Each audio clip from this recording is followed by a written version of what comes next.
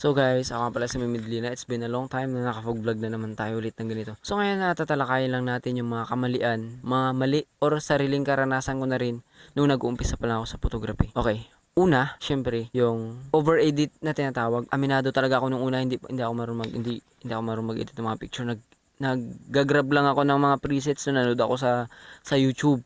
Inaantay ko talaga yung password doon, tapos sinisave ko, tapos pasak lang ako ng pasak doon sa mga shots ko na hindi naman para sa akin okay naman, pero nung na-realize ko ng katagalan, ay ang pangit pala ng hindi naman siya nagma-match.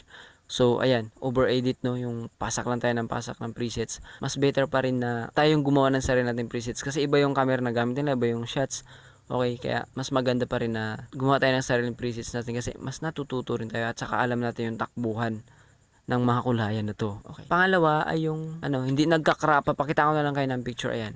Limbawa itong picture na to, hindi ko pa na-crop. Medyo tabingi pa siya. So kailan itama natin yung position. Kung may mga line, straighten natin. Okay.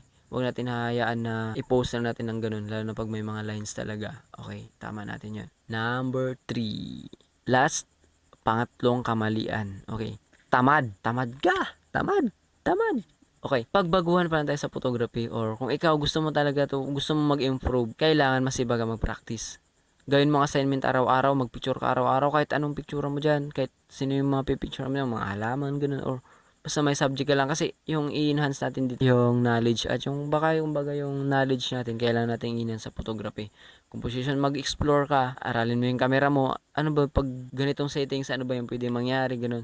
Kaya dapat mag-practice tayo araw-araw. Or kung nabuboring ka na para sa mga bulaklak, pwede ka makipag-collaboration. Mag-post ka na mag-post, magko-comment yan na magpapapicture sa'yo. So, pwede mo silang pag-practicean. Pwede mong gawing portfolio yun. At least, katagalan, mas na-enhance yung talent mo. Okay?